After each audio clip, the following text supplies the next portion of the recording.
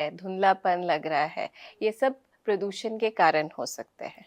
अच्छा डॉक्टर, बतौर news reader मैं आपसे पूछूंगी, अब एंकरिंग के दौरान हमें खबर पहुंचानी है दर्शकों तक, तो हमें लगातार बोलना होता है, गले में खराश मुझे भी महसूस होती है, तो प्रिकॉशनरी क्या करते हैं, एक मग रख लेते हैं पानी का जिसमें गर्म पानी होता है, लेकिन वो सिरदर्द और वो जो जकड़न वाला सिरदर्द है, तो ये भी कुछ ऐसे सिम्टम्स हैं क्या जिसमें डॉक्टर के पास जाना चाहिए, या फिर ये नॉर्मल है और अपने आप चला जाएगा? अगर अपने आप चला जाए तो नहीं जाना, पर अगर वो नहीं जा रहा है तो हाँ ज़रूर हमें जाना है कि आपके अंदर बॉडी में कितना प्रदूषण हो गया है। सिर्फ हेडेक ये भी हो सकता है कि आपकी बॉडी में ऑक्सीजन नहीं आ रहा, तब भी हेडेक होता है, तो वो आपका दिमाग आपका बता रहा है, पर बाकी शरीर के अंगों को भी नहीं जा रहा है। तो उस टाइम पे आप आते हैं, आपने देखा होगा, हम इवन कोविड के टाइम में मशहूर था वो पल्स ऑक्सीमीटर से हम चेक करते हैं कि ऑक्सीजन है बॉडी में कितना है, ऑक्सीजन की ज़रूरत तो नहीं है।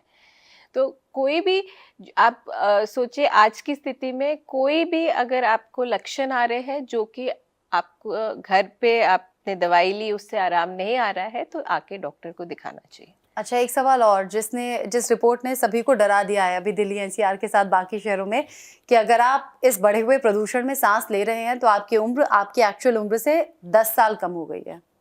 देखिए 10 साल हम नहीं कह सकते कि वो एक्चुअल स्टडीज 10 साल है, 15 साल है, 9 साल है, बट हाँ डेफिनेटली प्रदूषण आपके बॉडी के हर सेल को, हर अंग को इफेक्ट कर रहा है। जैसे मैंने पहले बताया, हार्ट अटैक्स सर्दियों में प्रदूषण के टाइम में वो बढ़ जाते हैं। आपको सांस लेने में दिक्कत होती है, आपने हेडेक्स हमने की, आंखों की बात की, तो शरीर के हर अंग में प्रॉब्लम। तो जब वो इफेक्ट हो आ रहा है, हमें उसके लक्षण दिख रहे हैं, तो फिर वहाँ पर रिवर्सिबल डैमेज एक होता है, एक हम कहते हैं इरिवर्सिबल। तो एक स्थिति होती है कि बॉडी आपको रिकवर कर लेती है, कि जो हम कहते हैं कि रिवर्स कर दिया, सर्दियों में प्रदूषण ज़्यादा हुआ, गर्मियों में आया, बॉडी ने रिकवर कर दिया। एक स्थिति आती है जो कि आगे हो सकती है और अभी भी हो सकती है, कि जो हम पिछले 5-10 साल से हम देख रहे हैं या प्रदूषण बढ़ रहे हैं, कि इरिवर्सिबल डैमेज हो गया। एक बार अगर हम वो स्थिति में पहुंच गए हैं, वो ऑर्गन डैमेज हो गया है, तो वो आपकी बॉडी में काम नहीं कर रहा है। तो अगर वो काम नहीं कर रहा है तो वो डेफिनेटली आपके ईयर्स कम कर रहा है। जो हम कह रहे हैं आप इतनी सिगरेट पी रहे हैं, हम कहते हैं आप सिगरेट नहीं पीजिए, जो हम सोच के हम खुश हो जाते हैं, हाँ हम तो स्मोक नहीं करते हैं, पर हम वही हवा ले रहे हैं।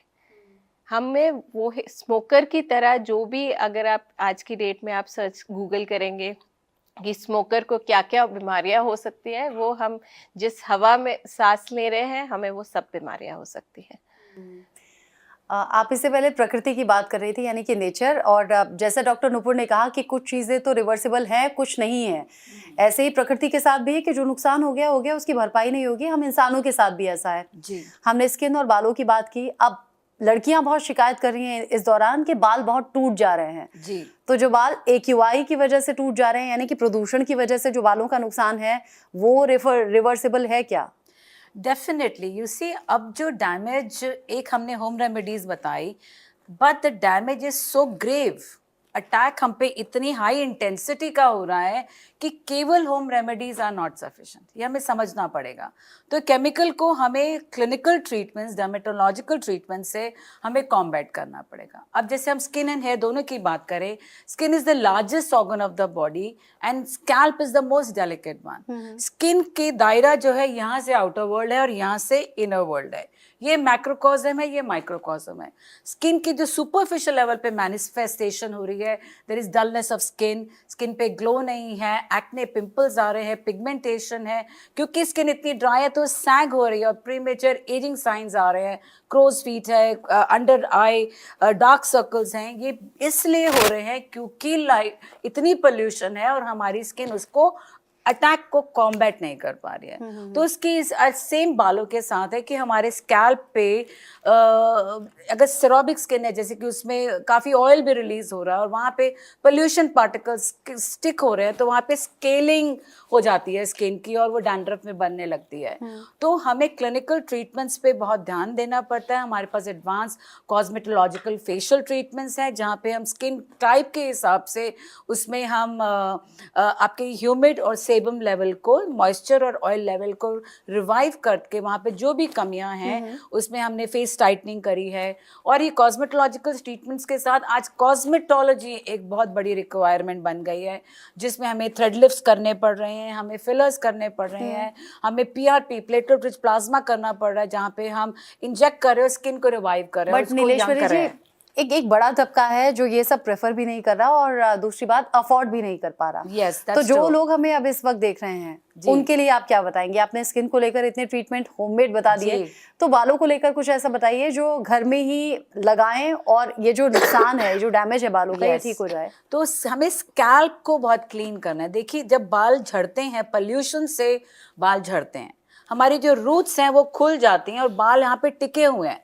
पर जहाँ आपने कंघी करी, आपने शैम्पू करा, ऑयल करा, तो देखते हैं अब इतने बाल, आपकी कुर्सी के आसपास भी इतने बाल गिरे पड़े हैं, क्योंकि वो रूट खुल गई है और थोड़ा सा टच करने पे वो बाल निकल आता है। तो हमें इस तरह से ट्रीटमेंट करने, इस तरह के ऑयल बनाने घर में। आप बहुत अच्छे अच्छे ऑयल बना सकते हैं। जैसे? इसमें आप, जैसे आपने एलोवेरा यूज करी, आपने बेस ली कोकोनट ऑयल की और उसमें हमने एलोवेरा डाला, कड़ी पत्ता डाला, भृंगराज डाला, आपने फ्लैक्स सीड्स डाले और इसको पका के अपने तेल को आधे लेवल का कर दिया और वो तेल आप रेगुलरली अपने स्कैल्प पे लगाइए।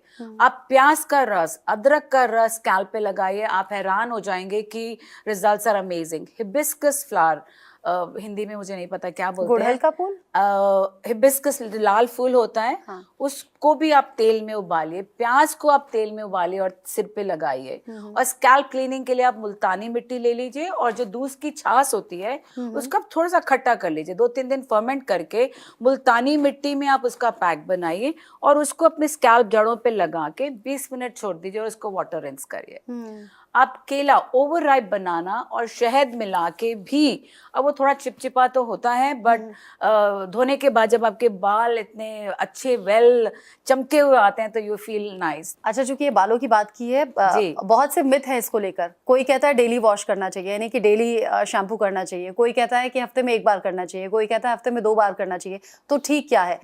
देखिए, जब हम होम रेमेडीज की बात करते हैं, ये कोई स्टैंडर्ड पिल नहीं है कि आपको इतनी पोटेंसी की दवा खानी है।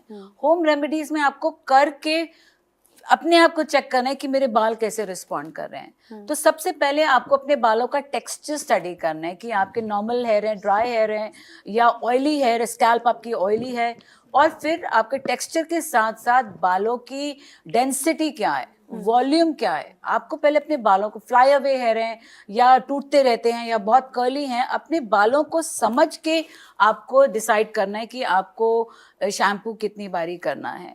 तो नॉर्मली अगर हम नॉर्मल हेयर है तो हम एडवाइस करते हैं कि हफ्ते में 3 बारी आप उससे शैम्पू करिए। और माइल्डर शैम्पूज है, जो कि सल्फर फ्री शैम्पूज है, माइल्डर शैम्पूज यूज करिए। और शैम्पू को होम वॉश, जो आप होम रेमेडी बनाएंगे, उसके साथ ऑल्टरनेट करिए ताकि प्रोडक्ट का अटैक आपके स्कैल्प पे कम रहे। दूसरा, आप अगर ऑयली हेयर है तो आप देखेंगे कि वो एवरी डे ही आपके बालों में ऑयल आ रहा है जो आपके बालों को बहुत स्टिकी बनाता है, तो आप उसकी फ्रीक्वेंसी भी बढ़ा सकते हैं। तो 2 से 3 बारी और 3 से 4 बारी या 5 बारी, depending on what is the texture and the density and the volume of your hair. बहुत अच्छे से आपने ये बात समझा दी। Right. हमारे साथ कुछ लोग भी हैं जो आपसे सवाल पूछेंगे। नमस्कार मैम। जैसे कि आजकल अभी हम बात कर रहे हैं पॉल्यूशन की, है ना, तो उस पे हम लोगों को आजकल खांसी बहुत हो रही है और इवन बच्चों को भी। और इसके साथ साथ देखा जाता है कि जैसे आप देख रहे हो कि मैंने चश्मा भी लगाया, मेरी आंखों में ईचिंग बहुत होती है। सो जैसे आपने खांसी के लिए बोला है, तो खांसी में आप पहले, जैसे हर कोई चाहता है घर का आप करना चाहे, आप शहद ले सकते हैं, रॉ हनी, उसको आप दिन में 2-3 बार लीजिए। इट इज़ वेरी, गले के लिए बहुत सूदिंग होता है जो आपको खराश लगती है।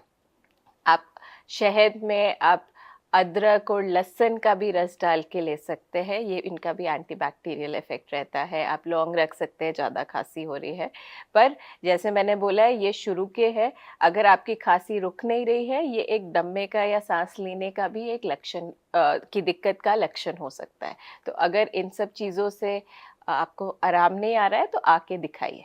जो आपने आंखों में बोला इरिटेशन हो रही है, वाटरिंग हो रही है, तो आप जब भी बाहर से आइए, आप आंखों में पानी के छींटे डालिए।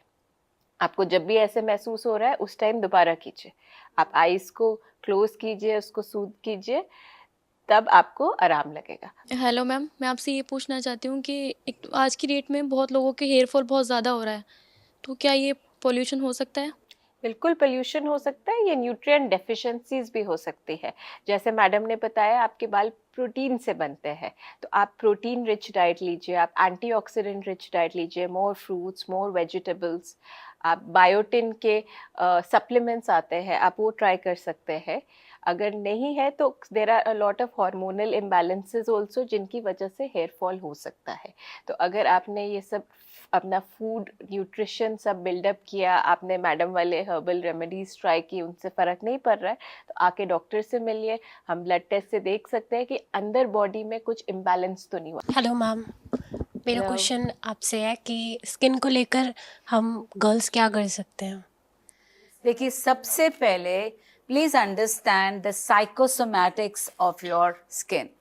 आपका माइंड आपकी बॉडी को कॉन्स्टेंटली शेप एंड डिजाइन कर रहा है, एंड इट इज इम्पेरेटिव कि आपकी जो सेल्फ टॉक है, जो आपका माइंड आपके साथ बात कर रहा है, वो आपको ये एहसास दे कि यू आर इंट्रिंसिकली ब्यूटिफुल।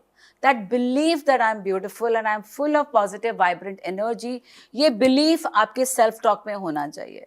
और फिर उसके बाद सुपरफिशियल लेवल पे हमें ये ध्यान रखना है कि हम एक डेली रिचुअल फॉलो करें अपनी स्किन केयर के लिए। जब हम रिचुअल बोलते हैं, प्लीज अंडरस्टैंड, स्नान करना चॉइस नहीं है, इट्स अ डिफॉल्ट सेटिंग कि हमें स्नान करना है। इसलिए स्किन केयर रेजिमेन भी डिफॉल्ट सेटिंग है, ये आपके मूड पे निर्धारित नहीं करता कि आज मूड है, आज मूड नहीं है। तो अपने स्किन केयर के लिए आप CTMS यानी कि cleansing, toning, moisturising and sunscreen once a day mandatory आपको करना है। आप दिन, शाम, रात का टाइम निर्धारित कर सकते हैं, और डेली आपको एक होम रेमेडी का पैक बनाना है और अप्लाई करना है 20 मिनट।